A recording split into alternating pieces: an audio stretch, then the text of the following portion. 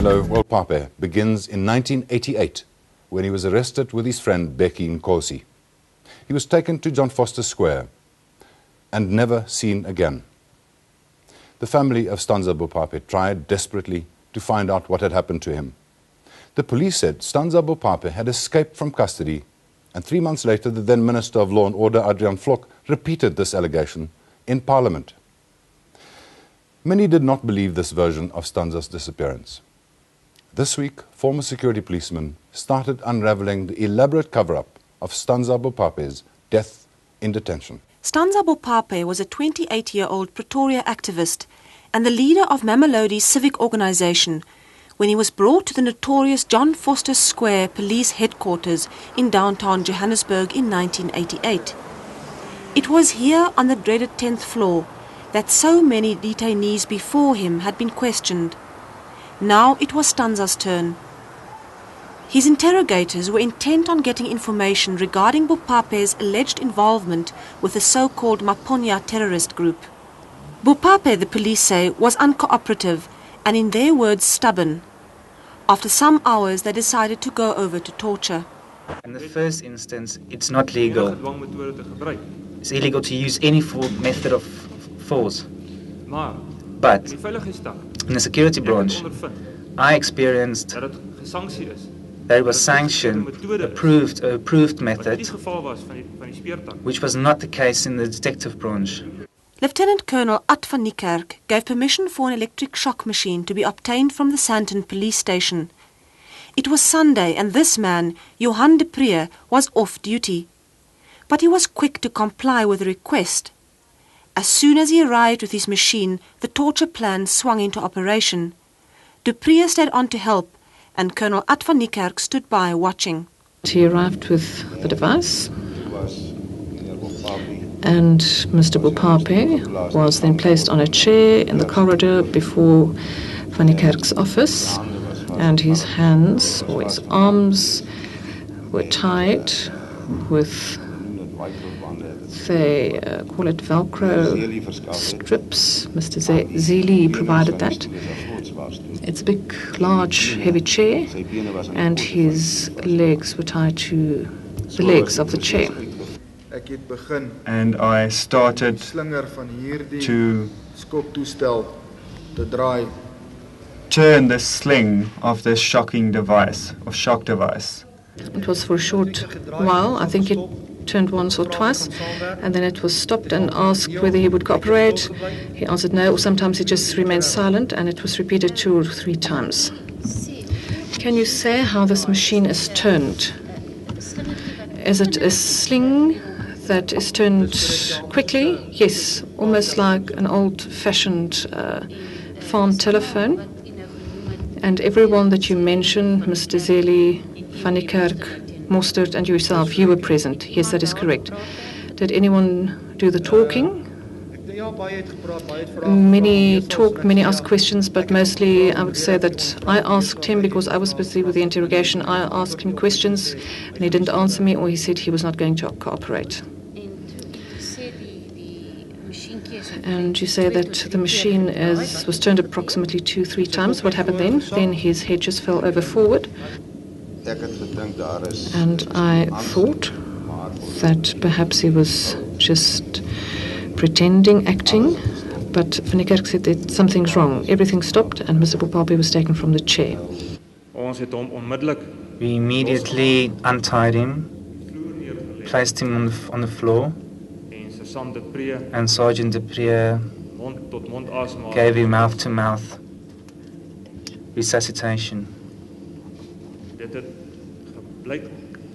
It seemed that he was dead already. And I think all of us standing there, including myself, Lieutenant ZEELIE, Mr. MOSTERT, Mr. Engelbrecht, and Mr. Preez, all thought that he was dead. If I remember correctly, some of the members felt the pulse on several parts of his body. I believe the man is already dead. All the policemen involved in the torture say they cannot understand how Bopape could have died from the 3 shocks administered to him. They say the shocks were not lethal. that they did not intend to kill Bopape and that he probably died from a heart attack. Chairperson, I was puzzled. I did not believe that he could have died as a result of the shock that we gave him, and it bothered me that he died so quickly. Bopape's body was carried into an office. I took one bag and placed or pulled this bag from his head side over the top half of his body, and the second one I used from his feet. I can't say whether I only used 2 bags or perhaps even more, but I did ensure that the body was totally covered. The policemen, it seems, were preparing the body for transport and disposal even before they had received any orders to do so. At some point, information was received that the Eastern Transvaal Security Branch would dispose of the body.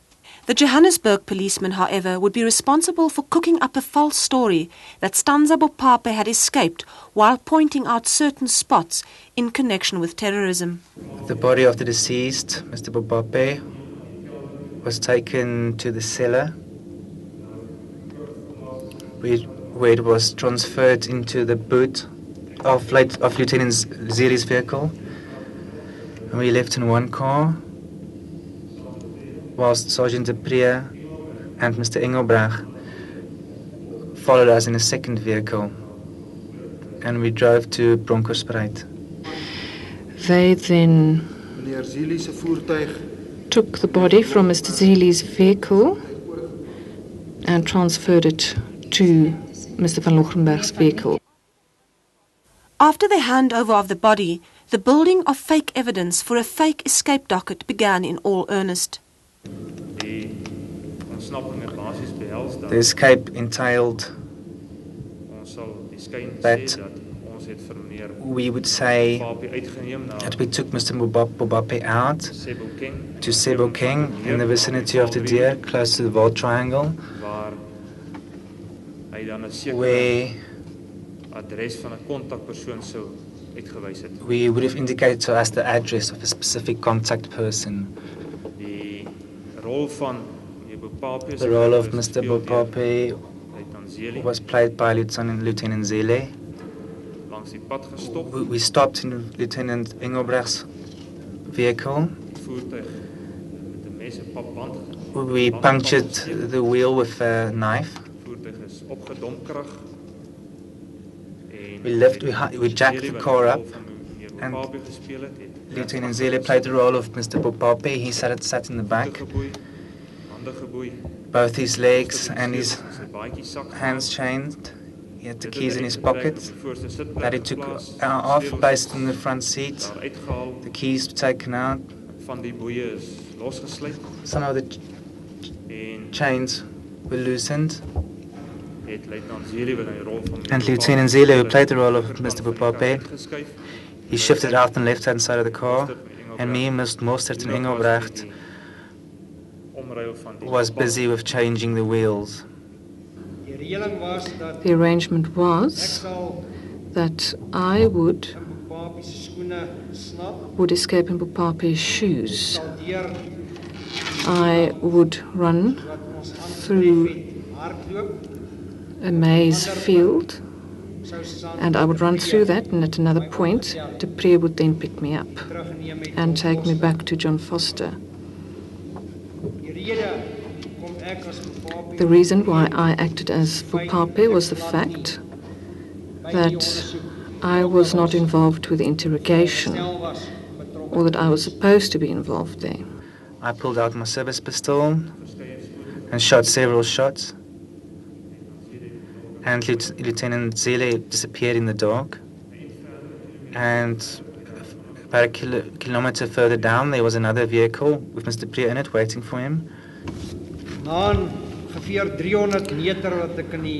After I ran about 300 meters into this maize field, I sat down,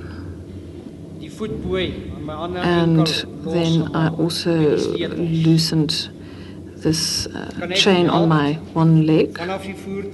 I can also just mention that from the vehicle up to that point where I sat down, I at times let the one part of the foot chain fall so that it would appear, or that it would in fact make marks as I was running. And the fake escape basically involved only me, Mr. MOSTERT, Mr. Engelbrecht. Mr. MOSTERT changed the flat tire, and we went back to the police station, which wasn't far from there. All the necessary branches were informed about this, the dark unit.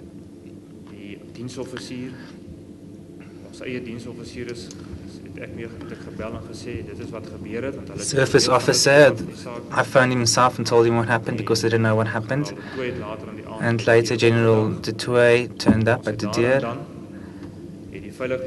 And right there and then, the security branch officer of Vereniging, who was also unaware of this fake escape, he put together a report, and it was sent to head office, and as was the norm, to all the security branches in South Africa.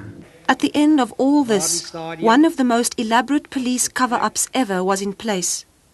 It was a cover-up from the level of constable right up to the Minister of Law and Order, ADRIAAN, a cover-up that only now is starting to unravel. We now know the police version of how Stanza died. We've also heard the detail of how the cover-up of his death was planned and executed. What we and the family of Stanza Bopape still do not know is what has become of his body. And for the family, only this knowledge will bring peace.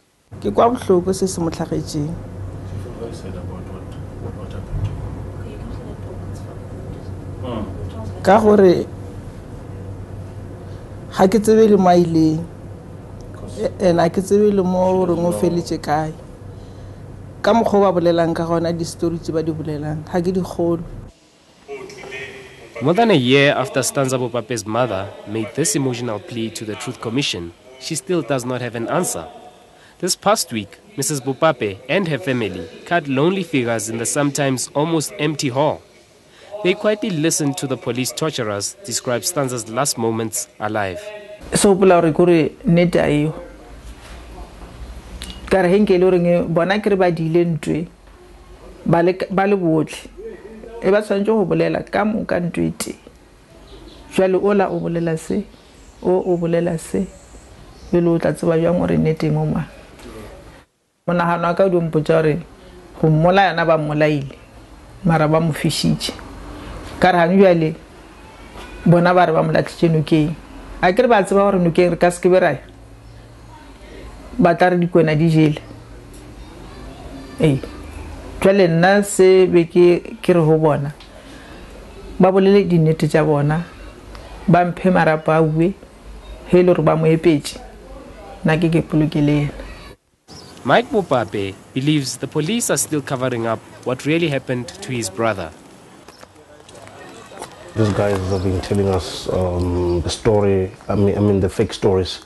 So they didn't actually even come with the real truth. Something we're expecting something fruitful, something that actually can relate us to the discovery of his body. Because anyway, they've confessed that they've killed him. But our main concern at this stage is not that we want to hear their design stories, but we actually prepared so that they can actually lead us to the discovery, or maybe to tell us exactly what happened to the body, but not by telling us that they've disposed it somewhere in the Eastern Transvaal. There are different versions of what happened to the body of Stanza Bopape.